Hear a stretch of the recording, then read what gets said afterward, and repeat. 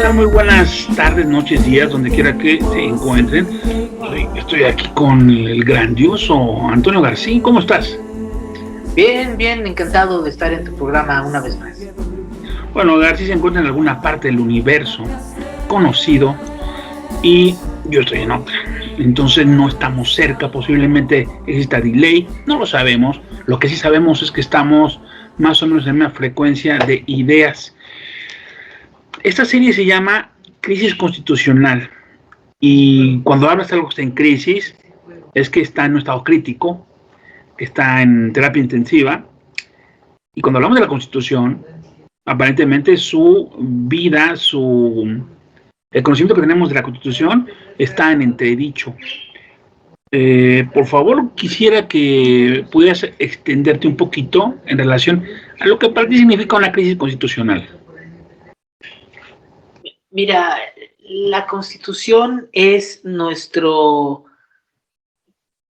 como sistema operativo de país, nuestro MS2, la forma en que todo está organizado. Es la estructura en la que se basa todo lo que se puede hacer y no se puede hacer. Son las reglas del juego y es lo que da sustento a un país, es las ideas que definen una organización de personas que se juntan para ser una nación. En el momento en que estamos es de un verdadero caos porque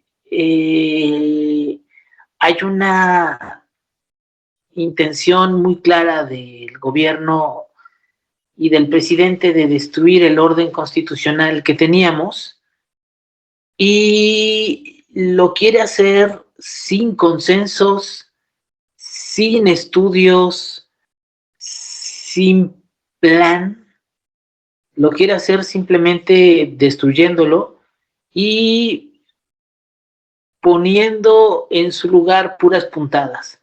¿Y por qué quiere destruir el orden constitucional? Porque en realidad es un orden que le estorba. Que existan leyes a las que se deba él acatar es algo que no le late. El país ideal para López es un país donde solo él gobierna y su palabra es la ley, como decía la canción de José Alfredo Jiménez, es la de pero sigo siendo el rey, no tengo trono ni reina ni nadie que me comprenda, pero sigo siendo el rey. Es eso.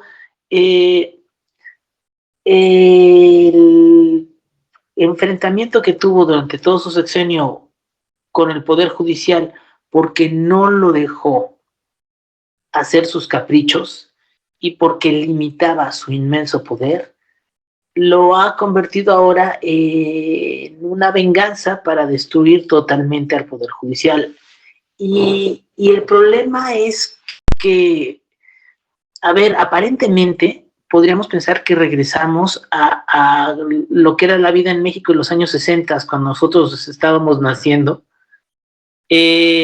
Un país de un partido único, donde todo era controlado por el presidente y donde absolutamente todo eh, era monolítico, no había espacios para ninguna otra idea, ni había división de poderes, ni había nada, el presidente controlaba todo. Aparentemente podríamos pensar que regresamos al México de Díaz Ordaz, pero no, es mucho peor, mucho, mucho peor. Primero porque estos güeyes no tienen dinero, Díaz Ordaz sí, es decir, ese México funcionaba porque había un chorro de lana. México crecía al 8%. Si ahorita, a ver, para que te des una idea, si ahorita el país crece a un 2%, le besamos las patas a quien lo logre, de ese tamaño. Y México de Díaz Ordaz crecía al 8%. A tal punto tenemos dinero que hasta nos dimos el lujo de hacer una olimpiada, que son como los 15 años de los países ricos. porque nos presentábamos al mundo como un milagro de economía. Y lo éramos en efecto. Estos cuates se acabaron todo el dinero que tenía el país, todos los ahorros. Simplemente este año ya no pudieron con el presupuesto del 2024. Para poder acabar el año tuvieron que pedir un préstamo urgente al Banco Mundial de 8,000 millones de dólares. Quiero subrayarte que López ha tenido los presupuestos más grandes de la historia de México. Nunca nadie ha tenido cada año más dinero que este cabrón y ni así le alcanza. Y este es el que dice que es el de el gobierno austero. En el fondo no ha habido tal austeridad. Si hubiera habido austeridad, digamos, si tú gastas 10 pesos el primer año y eres austero, a lo mejor el próximo año gastas 8 y el siguiente año gastas 7. No. El primer año, digamos, si tuvo 10, el siguiente año tuvo 15 y el siguiente año tuvo 25 y todo se lo echó y ni así le alcanzó. Él solito nos endeudó con un 53% más de deuda, del equivalente al 53% de toda nuestra deuda histórica. Él solito. O sea, más de la mitad de todo lo que debíamos de nuestra historia, él se lo echó. ¿Te acuerdas que nos había prometido que no iba a endeudarnos con un centavo? Pues bueno, como todo, mintió. Bueno, entonces, primer gran problema, no tienen lana. Y para que su modelo funcione y para que todo el mendigo oprobio de un aparato autoritario funcione, pues tienes que diluir las tensiones repartiendo dinero que ya no tienen. Lo que van a hacer es, controlando el poder judicial y cambiando las leyes, chingarse todos los ahorros que no han podido tocar porque las leyes se los han impedido, que son las afores que ya las han pedido muchas veces, los fondos del Banco de México, que ya los han pedido muchas veces y lo han mandado a la goma. Fue muy bonito la manera en que los de la mesa directiva del Banco de México batearon a López cuando les estaba pidiendo que le soltaran las divisas que tiene el banco. Le dijo, sí, cómo no, se las damos con mucho gusto, señor presidente, le damos todos los dólares que tenemos, nada más usted nos da lo que valen en pesos. Y López se encabronó. Porque en realidad no le estaban dando nada, simplemente él compraba dólares al Banco de México y el Banco de México seguía teniendo una reserva de pesos. Ahora ya va a poder agarrarlo si le da la gana y va a poder agarrar lo que quieras. Lo que le das de domingo a tu hijo, lo que le entrega el ratón de los dientes abajo de la almohada si se le cae una muela, todo lo van a poder agarrar y ni así le va a alcanzar. Otro gran problema. Hubiera sido mucho más fácil que como en el sistema autoritario que teníamos en la época de Díaz Ordaz, donde simplemente el PRI o el aparato o el presidente imponía a los jueces y salían, hubiera sido mucho más fácil, mucho más sencillo y mucho mejor que la mamada que están proponiendo. Porque de cualquier manera lo que van a hacer es eso, imponer a la gente que quieran que juzgue para controlar el poder judicial. Pero como están en la cosa esta democrática de que también esperan que el pueblo, entre comillas, vote y decida, nos van a organizar un desmadre que ni ellos saben cómo lo van a operar. Simplemente, a ver, su mamotreto dice que debe haber al menos 8 aspirantes por juzgar. Solamente para el primer distrito jurídico de la Ciudad de México hay más de 500 puestos de juzgadores. Multiplícalo por 8.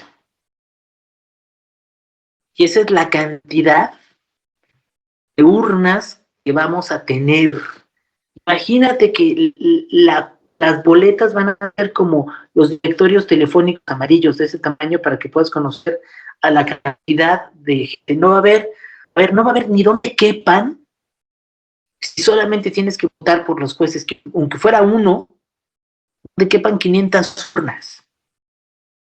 Ahora imagínate por 8, es un desmadre del tamaño de una catedral, pero a eso súmale que el costo que va a tener operar eso, y además cada 3 años. No, es una locura, no te va a alcanzar ni para conocer quiénes son. A ver, si ya con tener que votar por presidente, gobernante de tu entidad y diputados ya es un desmadre, imagínate lo que va a ser cuando tengas ese cúmulo de opciones.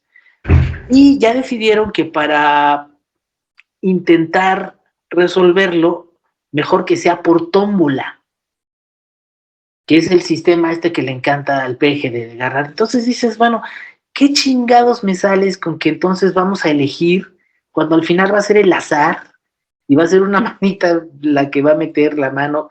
¿Qué diferencia hay?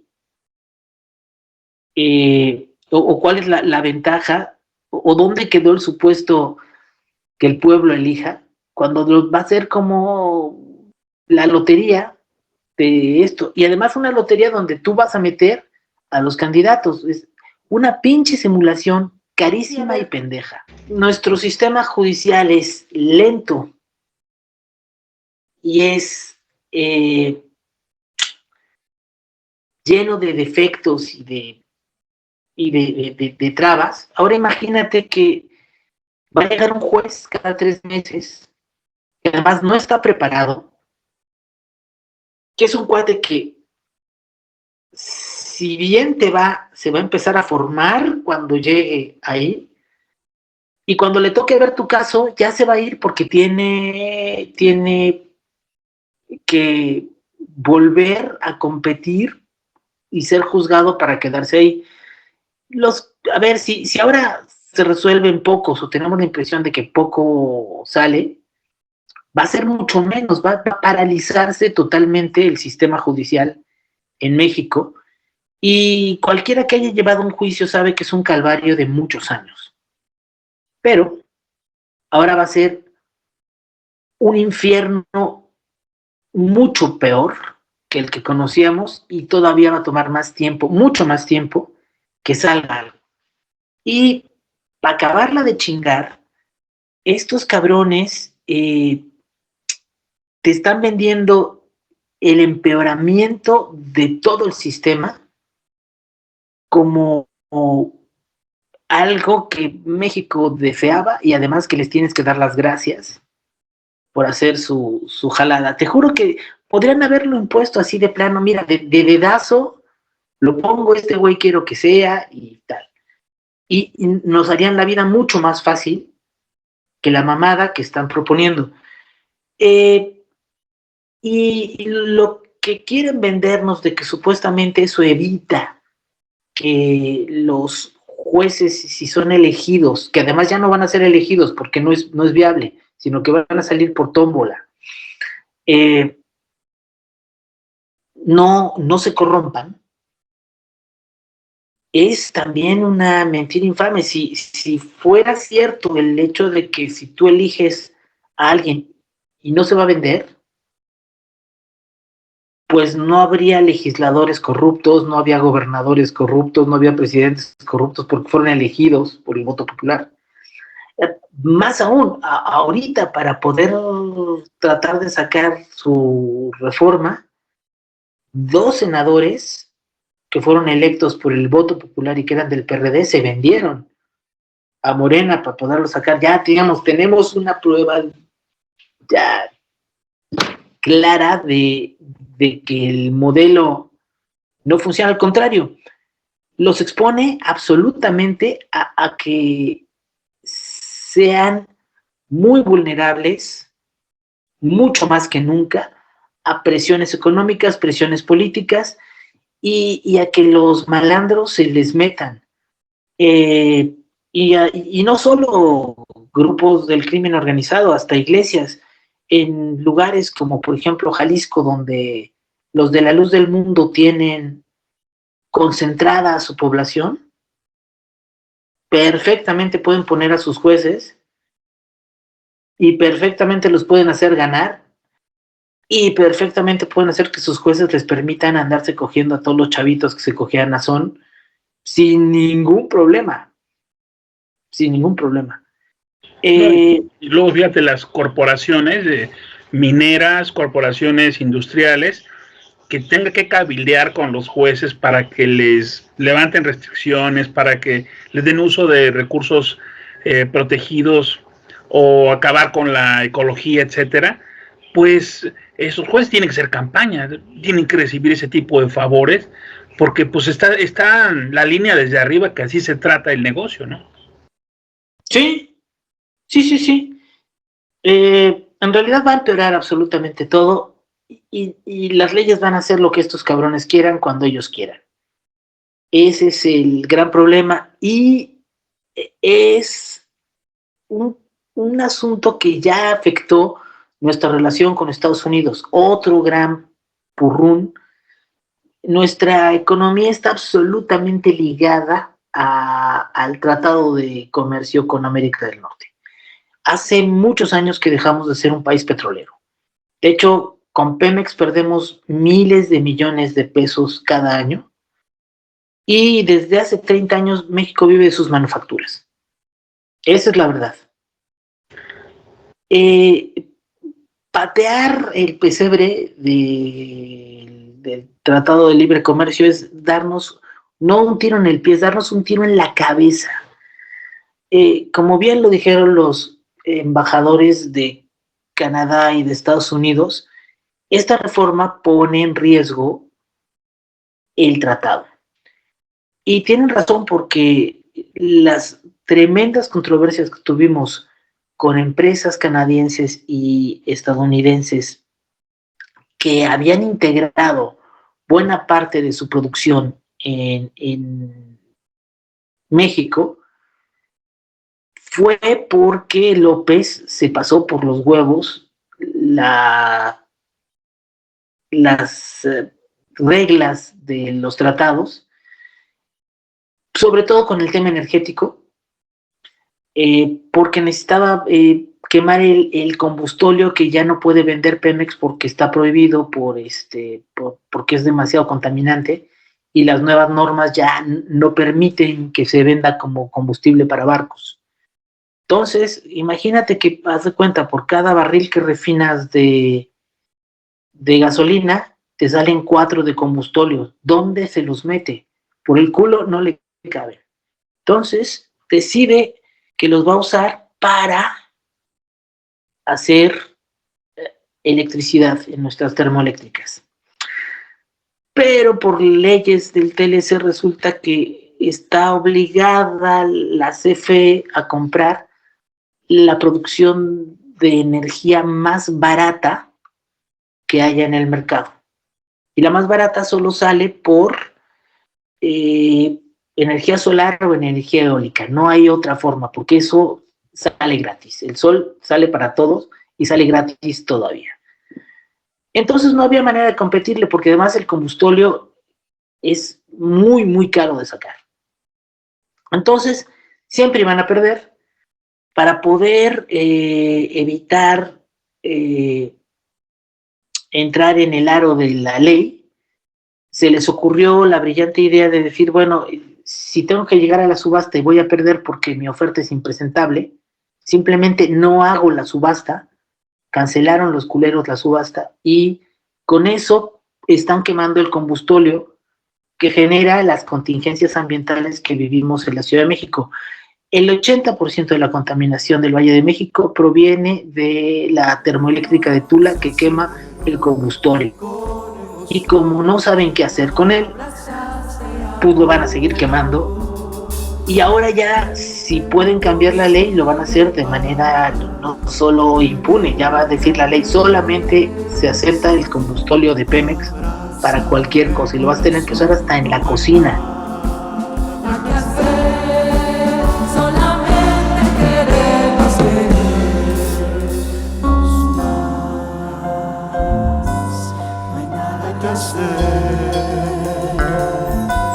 Muy otra vez.